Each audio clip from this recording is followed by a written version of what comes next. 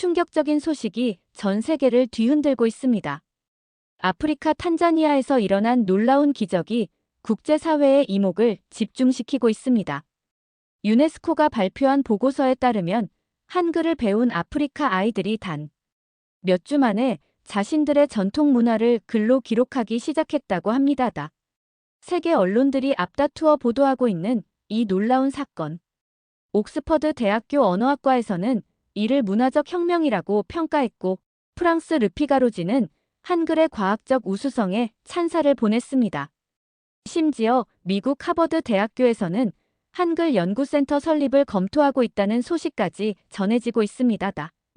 이 모든 사태의 중심에는 한 명의 미국인 여성이 있었습니다. 하버드 출신 엘리트 기업인이었던 그녀가 어떻게 한글의 위대함을 깨닫게 되었을까요? 그리고 그녀의 인생을 완전히 바꿔놓은 그 놀라운 경험은 과연 무엇이었을까요? 여러분의 좋아요와 구독은 가장 큰 응원이 됩니다. 저는 엘리자베스 노턴입니다. 미국의 글로벌 자원개발기업 PGS 인터내셔널의 부사장이죠. 하버드 경영대학원을 졸업하고 프랑스 소르본 대학에서 국제개발학 석사 학위를 받았어요. 지난 15년간 아프리카와 남미 각지에서 자원개발 프로젝트를 성공적으로 이끌어왔습니다. 뉴욕 맨해튼의 고급 아파트에서 자란 저에게는 유럽식 교육이 곧 문명의 척도였어요. 부모님은 저를 프랑스 국제학교에 보내셨고, 여름 휴가는 항상 파리나 런던에서 보냈거든요. 특히 프랑스 교육에 대한 자부심이 남달랐어요. 진정한 교육은 서구에서 나온다는 것이 저의 철학이었죠. 그런데 한국에 대해서는 좀 다른 생각을 가지고 있었어요. 중학교 때 한국인 가정교사 김 선생님에게 수학을 배웠는데 정말 엄격하셨거든요. 매주 화요일과 목요일 오후 4시부터 6시까지 2시간 동안 수업을 받았어요. 틀렸습니다. 다시 하세요. 기본기가 부족합니다. 매일 반복되는 말이었어요. 어느 날 기하 문제를 풀다가 실수를 했는데 김 선생님의 반응이 너무 충격적이었어요. 엘리자베스, 이런 기본 문제도 못 풀어요? 김 선생님의 목소리는 차갑고 날카로웠어요. 미국 학교에서 뭘 배운 거예요? 기본이 안 되어 있어요. 그 순간 저는 온몸이 굳어버렸어요. 얼굴이 빨갛게 달아올랐고 눈물이 핑 돌았어요. 미국에서는 틀려도 좋은 시도였어요라고 격려해 주었는데요. 김 선생님의 방식은 너무 직설적이고 무섭게 느껴졌어요. 그날 저녁 저는 부모님께 울면서 말씀드렸어요. 김 선생님이 너무 무서워요. 다른 선생님으로 바꿔주세요. 결국 부모님께서 김 선생님을 바꿔주셨어요. 하지만 그 일 이후로 저는 한국 교육에 대한 부정적인 인상을 갖게 되었습니다. 한국은 학생들을 로봇처럼 만드는 암기 위주의 후진적 교육을 한다. 이런 편견이 제 마음속에 깊이 자리 잡았죠. 이번에 제 인생에서 가장 큰 프로젝트를 맡게 되었어요. 탄자니아 북부에서 진행될 70억 달러 규모의 광물자원 개발 프로젝트였습니다. 단순한 자원 개발이 아니라 지역 문화 교육까지 포함한 종합 프로젝트였죠. 저는 이 기회를 통해 프랑스식 교육의 우수성을 아프리카 대륙에 전파하고 싶었어요. 세계 개발 리더 정상회의에서 이 프로젝트를 발표하는 날이 왔어요. 제네바의 UN 본부 대회의실에는 세계 각국의 개발 전문가들이 모여 있었어요. 신사숙녀 여러분, 프랑스어는 아프리카 대륙 29개국의 공용어입니다. 저는 자신감 넘치는 목소리로 발표를 시작했어요. 이는 국제적으로 통용되는 고급 언어이며 외교와 문화의 중심축입니다. 청중들이 고개를 끄덕이며 박수를 쳤어요. 저는 마음속으로 환호했습니다. 완벽해. 이번 프로젝트는 분명히 성공할 거야. 그런데 질의응답 시간에 한 남자가 손을 들었어요. 안녕하세요. 저는 한국언어정보기술연구소의 박준호 박사입니다. 순간 저는 약간 당황했어요. 한국에서 온 사람이 이런 권위 있는 국제회의에 참석한다는 것이 의외였거든요. 박 박사님이 정중하지만 또렷한 목소리로 말씀하셨어요. 한글을 통한 문해 해결 방안도 제안하고 싶습니다. 저는 속으로 웃었어요. 한글이요? 그게 프랑스어보다 무슨 도움이 되겠어요? 한글은 표음 문자의 과학성을 갖추고 있어서 어떤 언어든 빠르게 습득할 수 있습니다. 박 박사님은 계속 설명했습니다. 하지만 저는 여전히 회의적이었어요. 프랑스어의 우아함과 국제적 위상을 한글 같은 동양의 지역 문자가 어떻게 따라잡을 수 있겠어요? 회의가 끝나고 복도에서 제 동료 매튜 클라크가 비웃듯 말했어요. 한국 사람들은 항상 자신들의 것을 과대평가하는 경향이 있어요. 저도 동감했어요. 그러게요. 아무래도 아시아 사람들은 현실 감각이 부족한 것 같아요. 그때까지만 해도 저는 한글의 진정한 힘을 전혀 몰랐습니다. 3주 후, 저는 탄자니아 킬리만자로 공항에 내렸어요. 아프리카의 뜨거운 공기가 제 얼굴을 때리는 순간 가슴이 두근거렸어요. 공항에서 사륜구동 차량으로 3시간을 달려 키쿠유 부족이 사는 마을에 도착했어요. 마을은 아카시아 나무들 사이에 자리 잡고 있었고 빨간 흙길을 따라 둥근 초가집들이 옹기종기 모여 있었어요. 저 멀리 킬리만자로 산의 웅장한 모습이 보였고 아이들은 맨발로 뛰어다니며 스와힐리어로 제잘대고 있었죠. 하바리, 하바리. 아이들이 저를 보고 신나게 인사했어요. 마을 중앙에는 커다란 바오밥 나무가 서 있었어요. 그 아래서 족장 음템베가 저를 기다리고 있었습니다. 여든이 넘은 할아버지였는데 깊게 패인 주름 사이로 지혜로운 눈빛이 빛났어요. 멀리서 오셨군요. 우리 마을에 오신 것을 환영합니다. 족장님의 목소리는 낮고 깊었어요. 하지만 곧 표정이 어두워졌어요. 우리는 조상들의 이야기를 잃어가고 있습니다. 그의 목소리에는 깊은 슬픔이 담겨 있었어요. 500년 전부터 내려온 우리의 전설들, 약초 지식, 사냥 기술들이 모두 사라지고 있어요. 족장님은 하늘을 바라보며 말씀하셨어요. 젊은이들이 문자를 배우지 못해서 우리의 지혜가 바람에 날아가고 있습니다. 그 순간 저는 이 프로젝트의 진정한 의미를 깨달았어요. 저는 PGS가 준비한 프랑스어 교육 프로그램을 자신 있게 소개했어요. 족장님, 프랑스어는 아프리카 대륙 29개국의 공용어예요. 아이들이 이를 배우면 더 넓은 세상으로 나갈 수 있을 거예요. 족장님은 고개를 끄덕이셨지만 뭔가 아쉬운 표정을 지으셨어요. 그런데 그 순간 먼지를 일으키며 낡은 지프차 한 대가 마을로 들어왔어요. 차에서 내린 사람을 보고 저는 깜짝 놀랐어요. 바로 제네바에서 만났던 박준호 박사님이었거든요. 그는 생각보다 소박한 차림이었어요. 낡은 캔버스 가방 하나와 종이로 된 간단한 교재들만 가져왔더라고요. 박 박사님은 족장님께 정중하게 인사드렸어요. 인도네시아 찌아찌아족이 한글을 채택한 후 놀라운 변화를 겪었습니다. 한글의 음소적 특징 덕분에 그들의 고유 언어를 완벽하게 표기할 수 있었거든요. 족장님의 눈빛이 반짝였어요. 그럼 우리 키쿠유어도 한글로 쓸 수 있다는 말씀인가요? 물론입니다. 한글은 모든 언어의 소리를 담을 수 있는 과학적 문자예요. 저는 공정한 비교를 제안했어요. 그럼 실험을 해보죠. 한 그룹은 프랑스어를, 다른 그룹은 한글을 배워서 결과를 확인해 보는 거예요. 족장님이 흔쾌히 동의하셨어요. 다음 날 아침, 바오밥 나무 아래에 20명의 아이들이 모였어요. 두 그룹으로 나누어 저는 프랑스어 그룹을, 박 박사님은 한글 그룹을 맡았어요. 드디어 첫 수업이 시작되었어요. 저는 태블릿을 켜고 멋진 파리의 영상을 보여주며 프랑스어 수업을 시작했어요. 봉주르, 레장팡. 하지만 아이들은 이상한 표정을 지었어요. 프랑스어의 복잡한 비음과 무성음이 그들에게는 너무 낯설었거든요. 10살 난 아짜가 어려운 표정으로 손을 들었어요.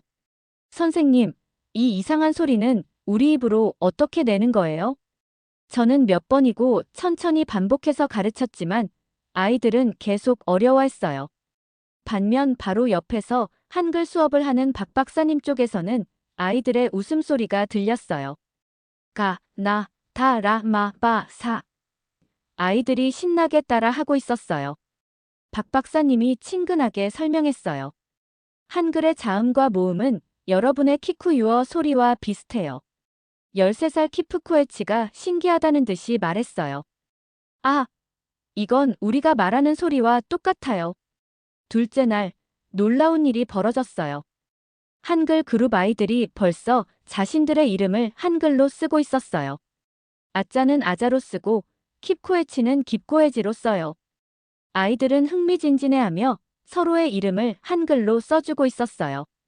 반면 제 프랑스어 그룹은 아직도 기본 인사말에 발목이 잡혀 있었어요. 봉주르를 제대로 발음하는 아이가 절반도 안 되었거든요. 저는 그 모습을 보며 뭔가 이상하다고 느꼈어요. 분명히 프랑스어가 더 격조 높고 우수한 언어인데 왜 아이들은 한글에 더 관심을 보이는 걸까요? 그날 밤 저는 깊은 생각에 빠졌어요. 어린 시절 김 선생님에 대한 기억이 다시 떠올랐어요. 혹시 내가 한국에 대해 잘못 생각하고 있는 건 아닐까? 하지만 저는 그런 생각을 떨쳐냈어요. 일주일만 지나면 분명히 차이가 날 거야. 그때까지만 해도 저는 앞으로 벌어질 놀라운 변화를 전혀 예상하지 못했습니다. 일주일이 지나자 상황은 제가 예상했던 것과 완전히 달라졌어요. 프랑스어 그룹에서는 심각한 문제들이 연달아 터지기 시작했습니다. 첫째 날부터 어려워했던 아이들이 점점 더 좌절하고 있었어요. 아침 수업 시간이었어요. 저는 평소처럼 프랑스어 알파벳 발음을 가르치고 있었는데 10살 난 와무구가 갑자기 울음을 터뜨렸어요. 다른 아이들도 하나둘씩 고개를 떨구기 시작했어요. 제가 아무리 천천히 친절하게 가르쳐도 프랑스어의 복잡한 발음 체계는 그들에게 너무 어려웠던 거죠. 특히 프랑스어 특유의 비음 발음이 가장 큰 걸림돌이었어요. 아이들은 자신들의 키쿠유어에는 없는 소리를 내려고 애쓰다가 혀가 꼬이고 입이 아파서 포기하는 일이 반복되었어요. 저는 점점 초조해졌어요. 매튜가 제게 다가와서 속삭였어요. 그는 프랑스 본사에서 파견된 교육 전문가였는데 표정이 매우 어두웠어요. 그의 말에 따르면 아이들의 학습 진도가 예상보다 현저히 느리다는 거였어요. 계획된 커리큘럼대로라면 벌써 간단한 문장을 읽고 쓸 수 있어야 했는데 아직도 알파벳 단계에서 헤매고 있었어요. 더 큰 문제는 아이들이 하나둘씩 수업을 빠지기 시작했다는 거였어요. 처음에는 20명이었던 프랑스어 그룹이 일주일 만에 13명으로 줄었어요. 아이들은 수업이 너무 어렵고 재미없다고 말했어요. 부모들도 아이들이 집에 와서 울면서 하소연하는 모습을 보고 걱정하기 시작했어요. 반면 한글 그룹은 완전히 다른 분위기였어요. 박 박사님 쪽에서는 매일 아이들의 웃음소리와 박수 소리가 들려왔어요.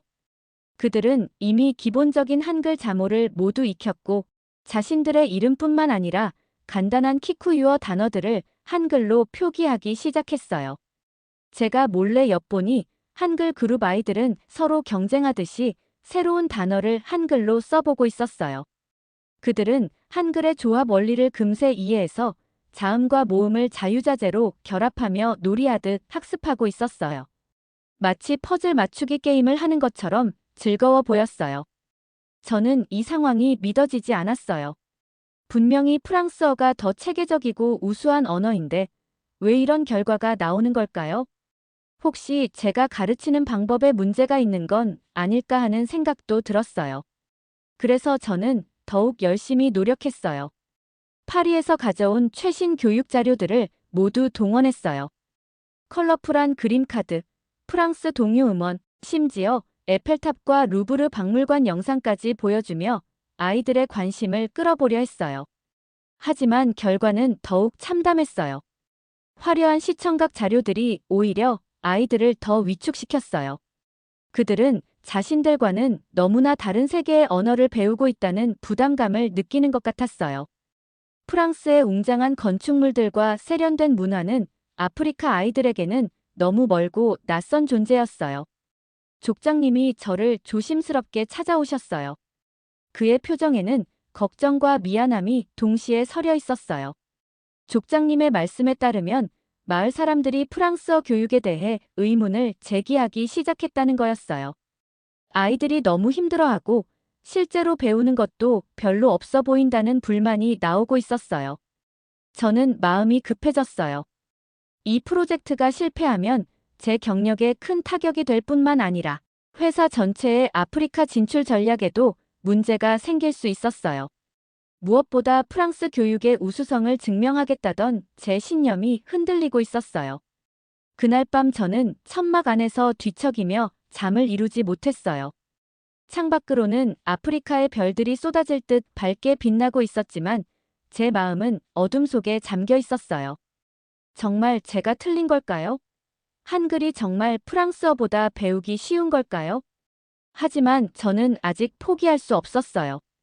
이것은 단순한 언어 교육의 문제가 아니라 문명과 문화의 우열을 가리는 중요한 실험이었으니까요. 내일부터는 더욱 혁신적인 방법을 시도해봐야겠다고 다짐했습니다. 다음 주가 되자 상황은 더욱 심각해졌어요. 저는 필사적으로 새로운 교육 방법들을 시도해봤지만 모든 것이 실패로 돌아갔어요. 프랑스어 그룹의 아이들은 이제 겨우 8명만 남아있었어요. 매튜가 본국에 상황 보고를 하더니 급히 추가 지원책을 가져왔어요. 최신형 태블릿 10대와 태양광 충전기, 그리고 프랑스 정부가 후원하는 장학금 프로그램까지 동원했어요. 매튜는 아이들에게 말했어요. 프랑스어를 잘 배우면 파리에 있는 최고의 학교에서 공부할 기회를 주겠다고요. 하지만 이런 물질적 혜택들도 근본적인 문제를 해결해주지는 못했어요. 아이들은 여전히 프랑스어 발음을 어려워했고 문법 구조를 이해하지 못했어요. 오히려 부담만 더 커진 것 같았어요. 더 심각한 문제가 생겼어요. 매튜가 족장의 아들인 자르 바오에게 개별적으로 접근한 거예요.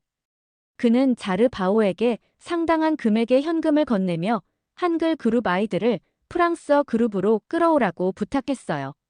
자르 바오는 25살의 청년으로 마을에서 어느 정도 영향력을 가지고 있었어요. 자르 바오는 매튜의 제안을 받아들였어요.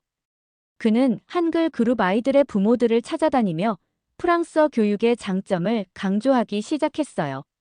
한글은 아무런 쓸모가 없고 프랑스어를 배워야만 아이들이 성공할 수 있다고 설득했어요. 이 일로 마을에 큰 갈등이 일어났어요. 아이들을 한글 그룹에 보낸 부모들과 자르 바오 사이에 격한 논쟁이 벌어졌어요. 마을 사람들은 두 편으로 나뉘어 서로를 비난하기 시작했어요. 평화롭던 키쿠유 마을에 처음으로 분열의 씨앗이 뿌려진 거였어요. 저는 이 모든 상황을 지켜보며 심각한 죄책감을 느꼈어요.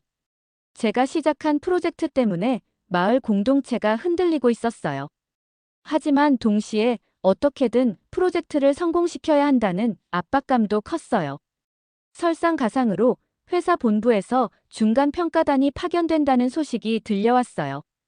2주일 후에 국제교육 전문가들이 와서 두 그룹의 학습 성과를 직접 평가한다는 거였어요. 이 평가 결과에 따라 프로젝트의 향후 방향이 결정될 예정이었어요. 저는 극도로 불안해졌어요. 현재 상황으로는 프랑스어 그룹이 한글 그룹과 비교해서 좋은 평가를 받기 어려워 보였어요. 한글 그룹 아이들은 이미 자신들의 언어를 한글로 유창하게 쓸 수 있게 되었는데 프랑스어 그룹은 아직도 기초 단계에서 벗어나지 못하고 있었어요. 그날 밤 저는 매튜와 긴 회의를 했어요. 우리는 평가단이 오기 전까지 남은 시간 동안 집중적으로 프랑스어 그룹 아이들을 훈련시키기로 했어요. 하루에 6시간씩 강도 높은 수업을 진행하고 개별 지도도 강화하기로 했어요. 하지만 이런 무리한 계획은 오히려 역효과를 가져왔어요. 아이들은 더욱 지쳐했고 몇 명은 아예 수업에 나오지 않기 시작했어요. 부모들의 불만도 더욱 커졌어요. 저는 절망감에 빠졌어요. 지난 20년간 쌓아온 제 교육 철학과 경험이 모두 무너지는 것 같았어요. 프랑스어와 서구 교육의 우수성에 대한 확신이 흔들리기 시작했어요. 그런데 더 충격적인 일이 벌어졌어요. 한글 그룹에서는 아이들이 자발적으로 마을의 전설과 이야기들을 한글로 기록하기 시작한 거예요.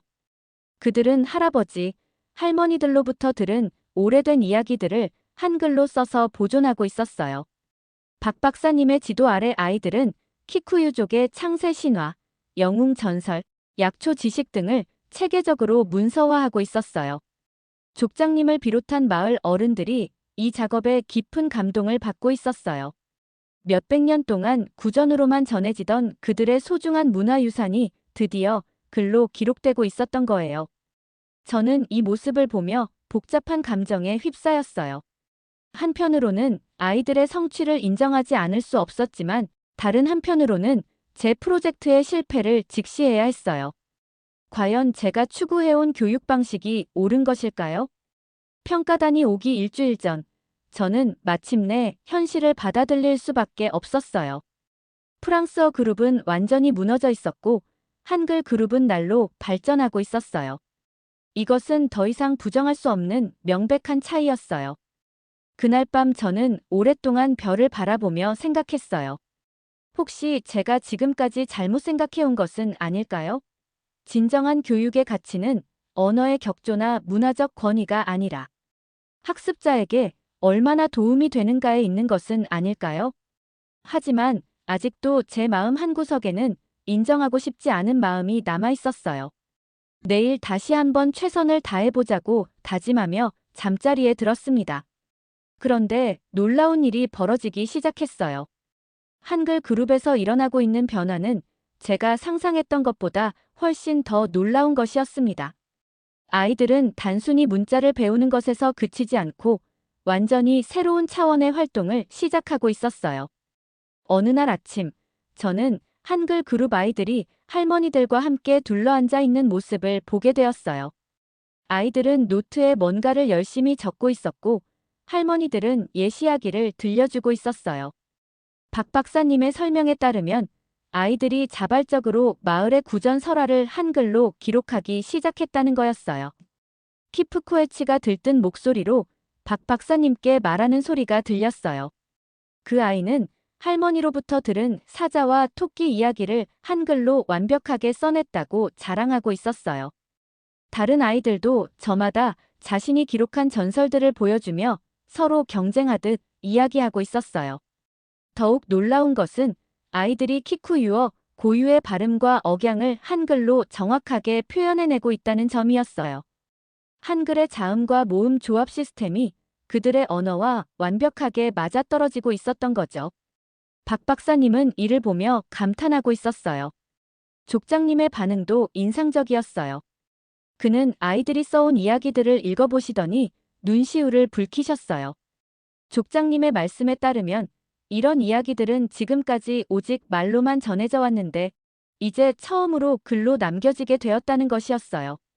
특히 500년 전 키쿠유족의 대이동에 관한 서사시가 완전한 형태로 기록된 것을 보고 깊은 감동을 받으셨어요. 그런데 더 놀라운 일이 일어났어요.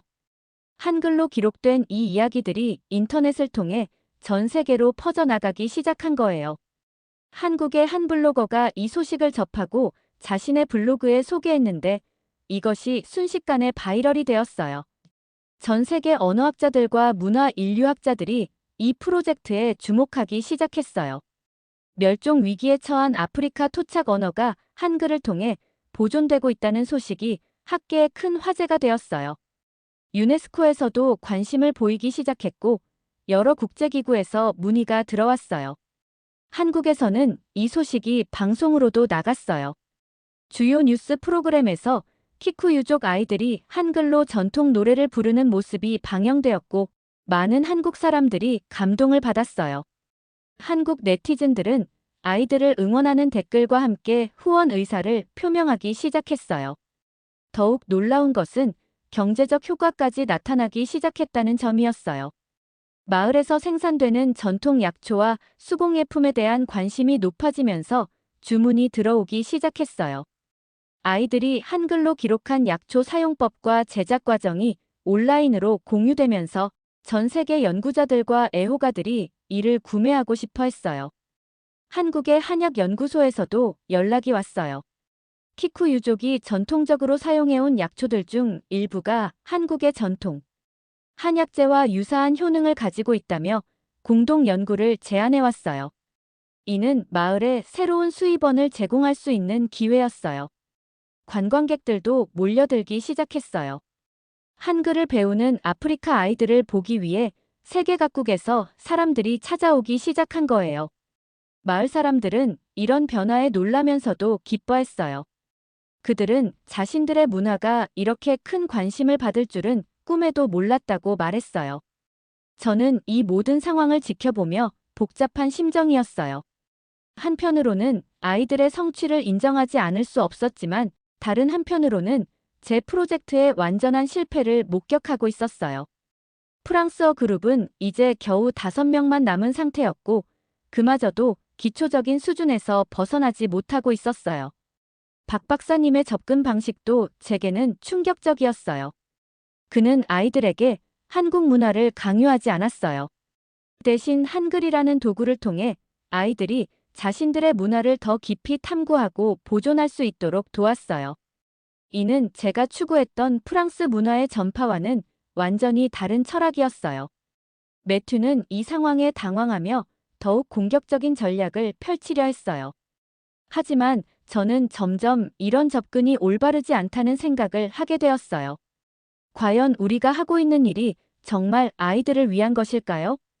그날 밤 저는 오랫동안 생각에 잠겼어요. 한글 그룹에서 일어나고 있는 기적 같은 변화들을 보며 저는 교육의 진정한 의미에 대해 다시 생각해 보게 되었어요. 혹시 제가 지금까지 추구해온 것이 교육이 아니라 문화적 우월감의 강요였던 것은 아닐까요?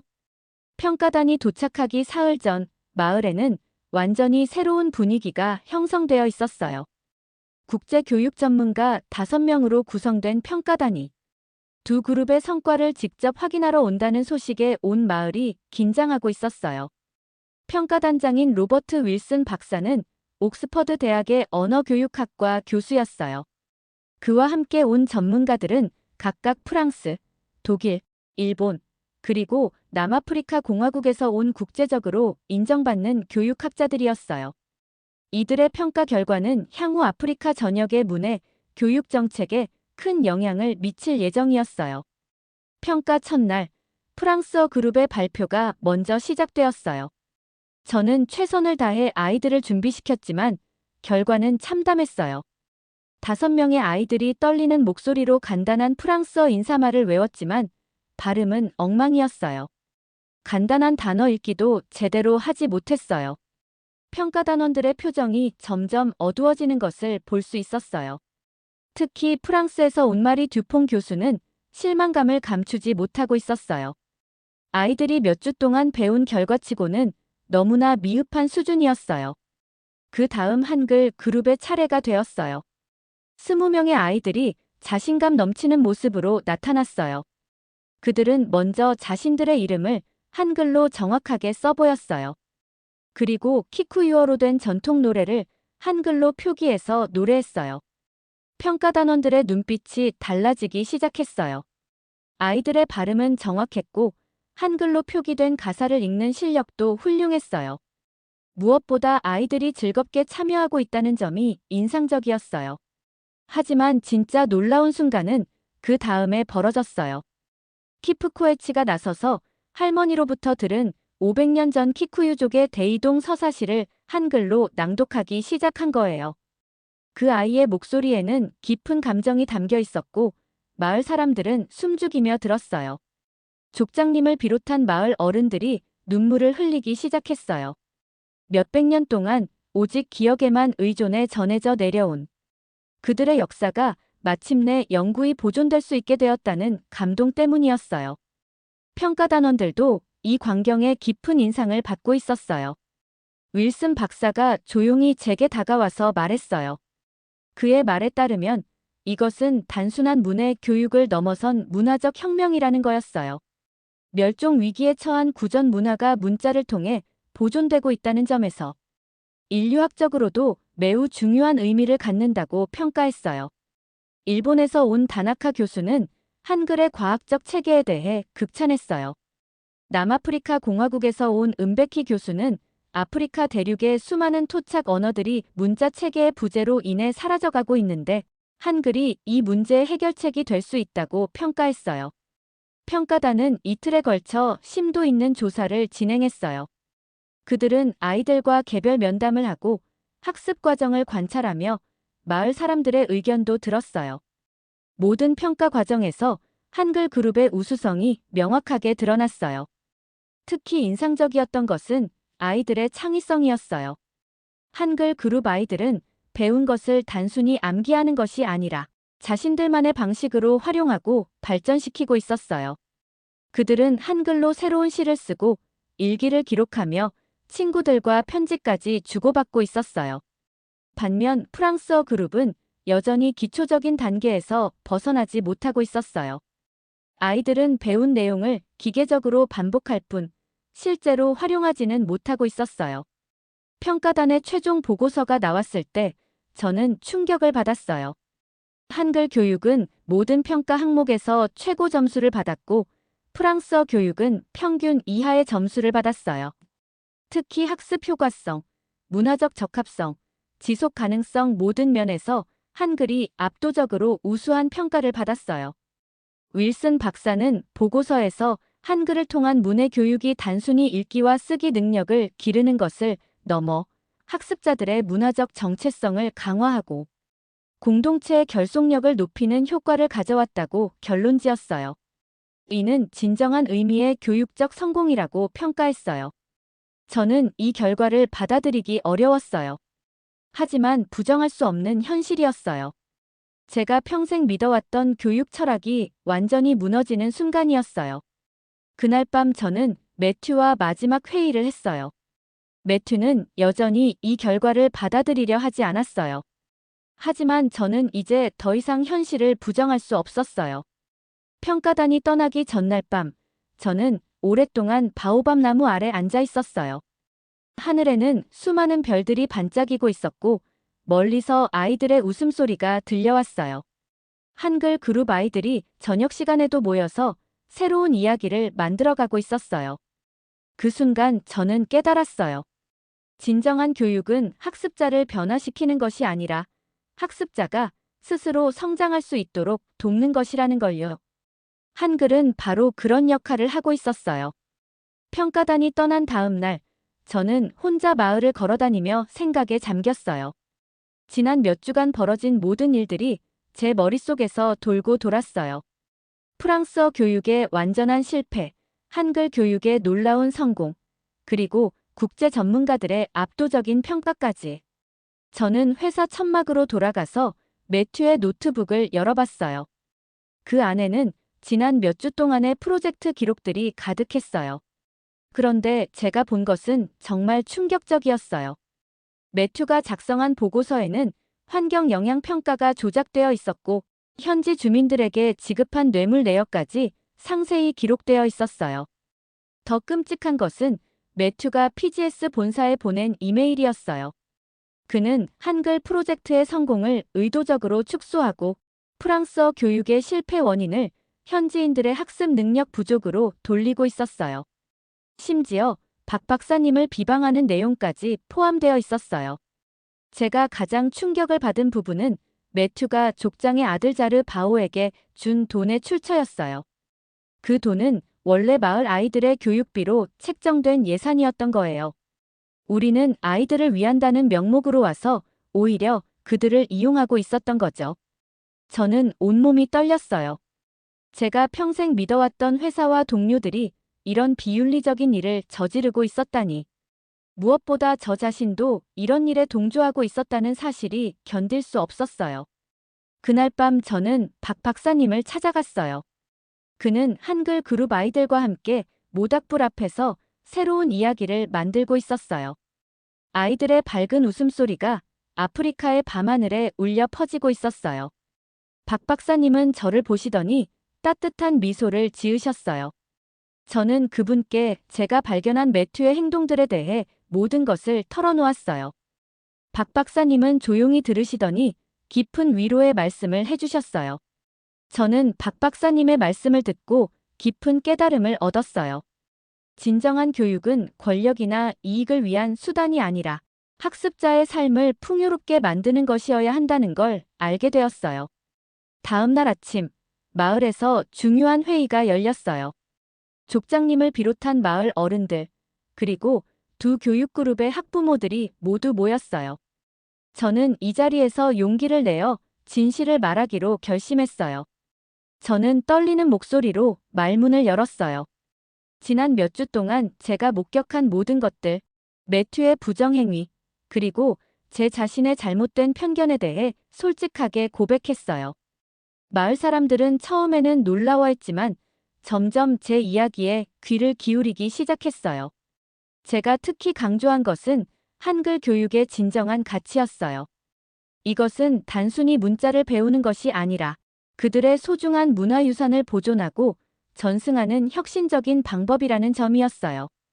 반면 저희가 추진한 프랑스어 교육은 그들의 정체성을 무시하고 외부 문화를 강요하는 일이었다고 인정했어요. 족장님은 제 고백을 들으시더니 깊은 숨을 쉬셨어요. 그리고는 오랫동안 침묵하신 후에 진실을 말하는 용기야말로 진정한 리더의 자질이라고 말씀하셨어요. 그분은 제가 잘못을 인정하고 바로잡으려는 노력을 높이 평가해 주셨어요. 하지만 모든 사람이 제 고백을 긍정적으로 받아들인 것은 아니었어요. 자르 바오는 화를 내며 자리를 박차고 나갔어요. 그를 따르는 몇몇 젊은이들도 함께 떠났어요. 하지만 대부분의 마을 사람들은 제 진심을 이해해 주었어요. 그날 오후, 저는 중대한 결정을 내렸어요. PGS를 떠나기로 한 거예요. 20년간 몸담았던 회사였지만 더 이상 이런 비윤리적인 일에 참여할 수는 없었어요. 저는 사표를 작성하고 본사에 이메일을 보냈어요. 매튜는 제 결정에 경악했어요. 그는 저를 설득하려고 했지만 제 마음은 이미 굳어 있었어요. 저는 매튜에게 말했어요. 우리가 진정으로 아이들을 도우려면 그들의 방식을 존중해야 한다고요. 그날 밤 저는 마지막으로 한글 수업을 참관했어요.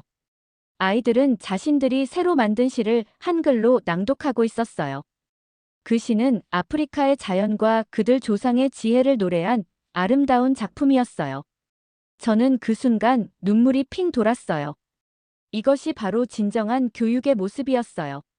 외부에서 가져온 지식을 주입하는 것이 아니라 그들 안에 있는 잠재력을 꽃피우도록 돕는 것. 한글은 그들에게 새로운 세상을 보여준 것이 아니라 그들이 이미 가지고 있던 소중한 것들을 더 잘 보이게 해준 거였어요. 그 순간 저는 깨달았어요. 진정한 문명은 다른 문화를 정복하는 것이 아니라 서로의 가치를 인정하고 함께 성장하는 것이라는 걸요. 한국의 한글이 아프리카의 키쿠유족과 만나 만들어낸 이 기적 같은 변화가 바로 그 증거였어요. PGS를 떠난 저는 완전히 새로운 삶을 시작하게 되었어요. 유네스코에서 국제문예 컨설턴트 자리를 제안받았거든요. 제가 탄자니아에서 경험한 한글 교육의 성공 사례가 국제사회의 큰 주목을 받았기 때문이었어요.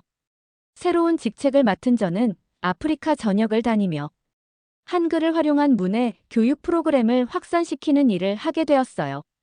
케냐의 마사이족, 에티오피아의 오로모족, 남아프리카의 줄루족까지. 한글은 놀랍도록 다양한 아프리카 언어들과 완벽하게 결합되었어요. 특히 감동적이었던 것은 각 부족들이 한글을 통해 자신들만의 독특한 문화적 표현을 발전시켜 나가는 모습이었어요. 마사이족은 전사 문화를, 오로모족은 천문학 지식을, 줄루족은 음조 언어를 한글로 기록했어요. 1년 후, 저는 키쿠유 마을을 다시 방문했어요. 그곳의 변화는 정말 놀라웠어요.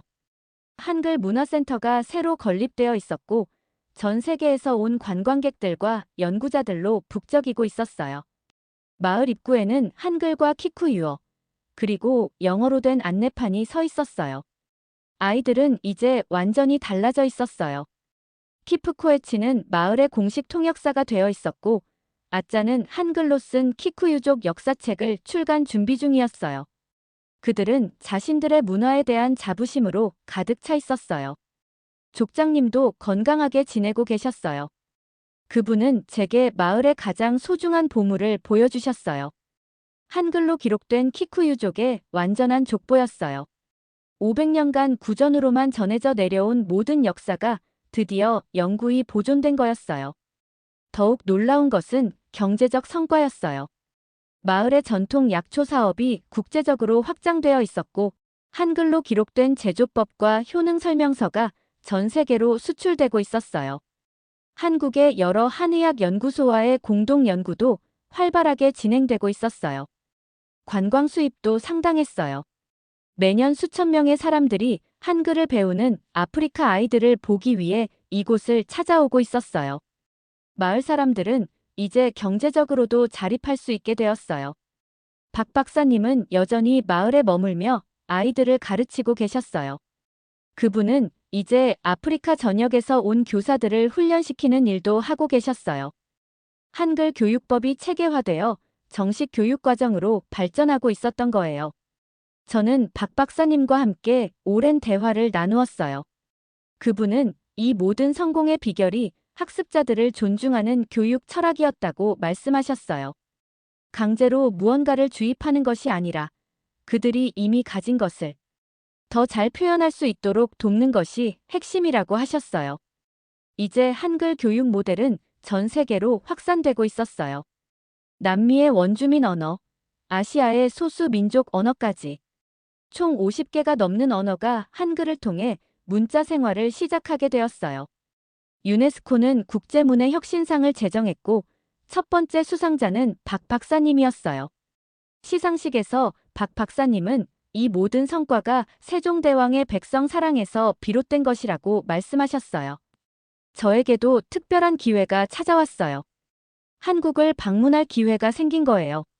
세종문화회관에서 열린 국제문해 교육 세미나에서 발표를 하게 되었어요. 저는 키쿠 유족 아이들의 이야기를 한국 사람들에게 직접 전할 수 있었어요. 무엇보다 의미 있었던 것은 김 선생님과의 재회였어요. 어린 시절 저를 가르쳐 주셨던 김 선생님을 찾아뵙게 되었어요. 이제 70이 넘으신 김 선생님은 제 이야기를 들으시더니 눈물을 글썽이셨어요. 저는 김 선생님께 진심으로 사과드렸어요. 어린 시절 선생님의 엄격한 가르침을 이해하지 못했던 것에 대해서요. 김 선생님은 저의 손을 잡으시며 따뜻한 격려의 말씀을 해주셨어요. 그 순간 저는 모든 것이 연결되어 있다는 걸 깨달았어요. 김 선생님의 엄격한 가르침도, 제가 겪은 실패와 좌절도, 그리고 아프리카에서의 깨달음도, 모든 것이 저를 진정한 교육자로 만들어가는 과정이었던 거예요. 이제 저는 전 세계를 다니며 한글의 가치를 전파하고 있어요. 하지만 제가 전하는 것은 단순히 한글의 우수성이 아니라 서로 다른 문화가 만나 만들어내는 조화에 대한 이야기예요. 한글이 전 세계 50여 개 언어를 살려낸 기적. 이것은 한국이 세계에 선사한 가장 소중한 선물입니다. 문자가 없어 사라져가던 수많은 언어들이 한글을 통해 새 생명을 얻었고, 그 언어를 사용하는 사람들도 자신들의 정체성을 되찾을 수 있었어요. 지금도 아프리카 어딘가에서는 아이들이 한글로 자신들의 이야기를 써내려가고 있을 거예요. 그리고 그 이야기들은 언젠가 전 세계 사람들의 마음을 움직이는 새로운 감동이 될 거라고 믿어요. 이것이 바로 진정한 교육의 힘이고 한글이 만들어낸 기적입니다. 여러분도 혹시 한글의 소중함을 새롭게 느끼셨다면 좋아요 버튼을 눌러주시고 주변 분들과도 이 감동을 나눠주세요. 그리고 구독과 알림 설정으로 더 많은 감동 스토리를 함께해요. 다음에는 또 어떤 놀라운 이야기로 찾아뵐지 기대해 주시고, 오늘도 여러분의 소중한 시간을 내어 시청해 주셔서 정말 감사합니다. 여러분 모두 행복한 하루 되세요.